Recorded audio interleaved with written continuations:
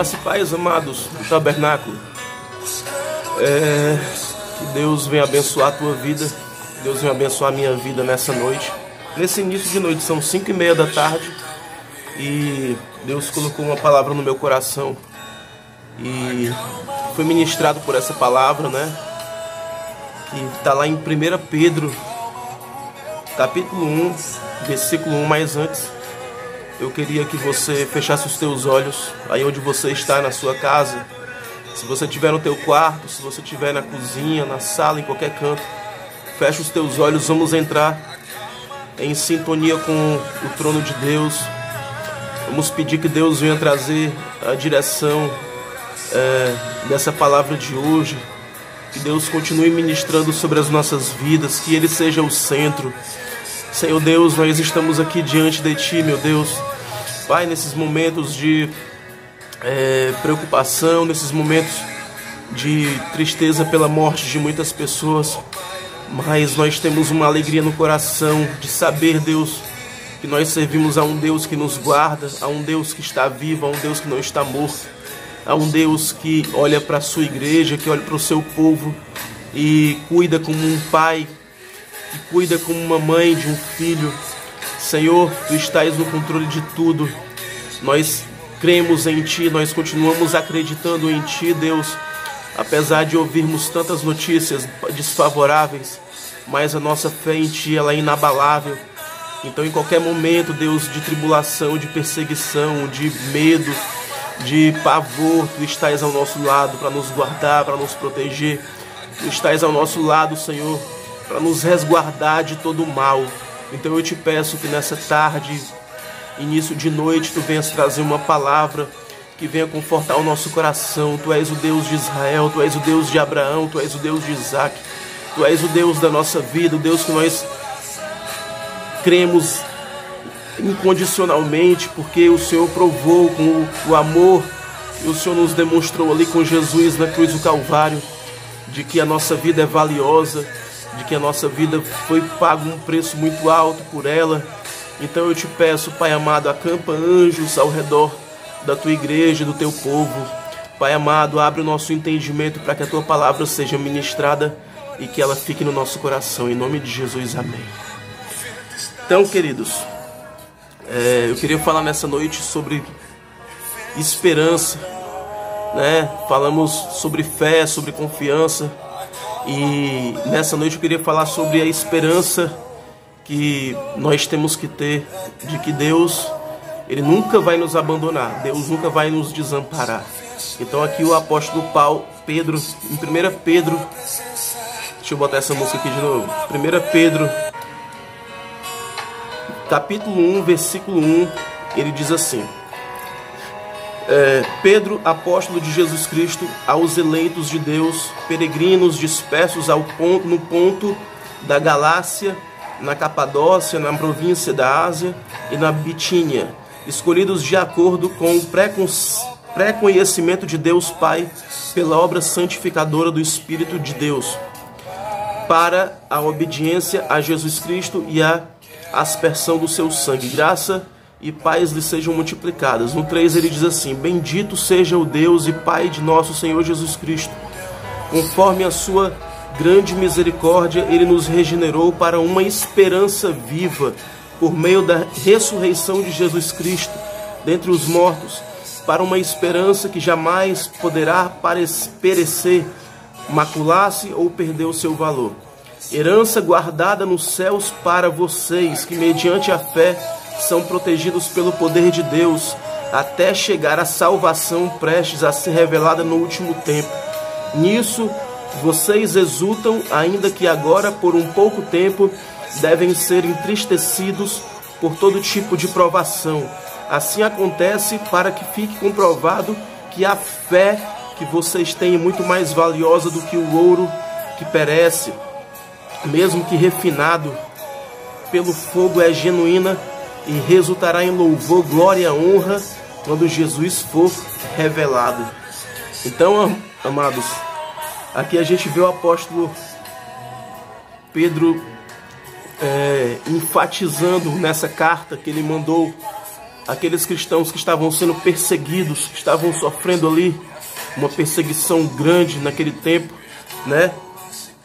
A nossa fé, ela é comprovada então, como diz aqui no versículo 7, quando nós somos confrontados, quando nós somos perseguidos, ali nós temos uma prova real de que realmente nós temos uma fé inabalável.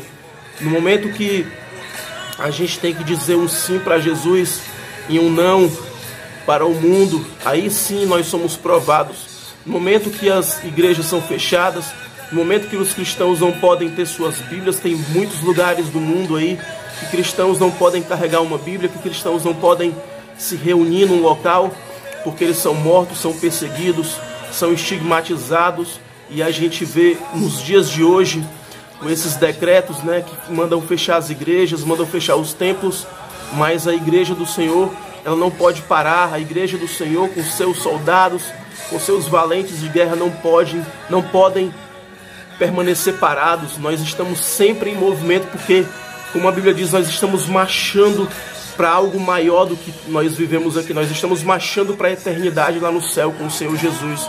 Então elas... Perdão, amados, estou meio gripado. Então, o propósito é de revelar a nossa fé em Deus. Quantas vezes a gente vê que a igreja do Senhor, que o povo de Israel, o povo de Deus foi perseguido, e muitas vezes era para evidenciar a confiança que o povo tinha em Deus, para que o povo voltasse para Deus de alguma coisa que eles estavam fazendo de errado. Relacionamento com Deus exige santificação, pois o nosso Deus é santo. É que nem um casamento para que dê certo entre o homem e a mulher, é preciso que haja fidelidade, é preciso que haja confiança, é preciso que haja renúncia. Então, para que o casal permaneça junto, os dois têm que renunciar a algumas coisas, para a gente estar próximos a Deus, para nós estarmos juntos, caminhando junto com Deus. Nós temos que renunciar ao pecado, temos que renunciar às práticas carnais, às práticas mundanas, para que a gente tenha santificação. Devemos nos comportar à altura do Evangelho de Jesus Cristo. Isso ocorre porque nós somos comprados pelo precioso sangue de Cristo. Nesse período aqui, que se eu não me engano foi por volta de 60 depois de Cristo, a igreja começou a ser muito perseguida. Os cristãos eram misturados com os judeus, que eram cristãos também, e essa perseguição assim desenfreada, porque nesse período teve uma revolta grande dos judeus contra os romanos. Eles eram escravos, né, dos romanos. Então teve uma revolta muito grande e os romanos passaram a matar muitos cristãos, muitos judeus, e o apóstolo Pedro sentiu a necessidade de enviar uma carta para capacitar os cristãos que estavam sendo perseguidos, para encorajá-los a não desistirem. Então, o que eu estou fazendo hoje, o que você vê muitos pastores fazendo, de enviar vídeos, né, de enviar áudios, nada mais é do que nós buscarmos o encorajamento, nós buscarmos algo que a gente não pode perder, que é a esperança, né? A esperança, ela não pode estar morta, ela tem que estar viva.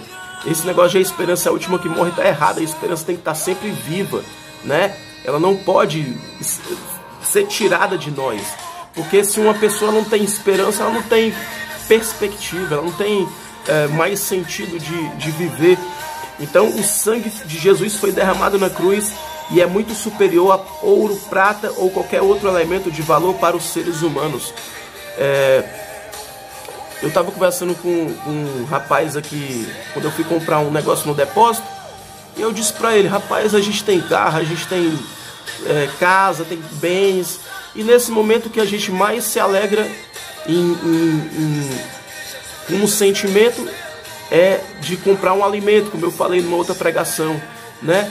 Como a gente vê como tudo é futilidade, né? Deus, ele mostra até nesses momentos difíceis para a gente entender que o mais importante do que tudo, do que ouro, do que prata, do que bens materiais, do que riqueza, que a gente corre tanto atrás, é a esperança, a esperança de que um dia Jesus vai voltar, né? Jesus vai voltar e Ele nos prometeu isso. Então, o que nós precisamos, como eu falei na semana passada, é acreditar, é confiar, é esperar. Então o apóstolo Pedro, ele estava pedindo isso nessa carta que ele enviou para aquelas pessoas que estavam sofrendo todo tipo de perseguição, vendo seus amigos sendo mortos, vendo seus amigos serem decapitados, serem mortos à espada, a qualquer tipo de violência. Então eles respiravam essa violência. A regeneração em Jesus Cristo produz em nós a obediência aos mandamentos de Deus e não é algo opcional.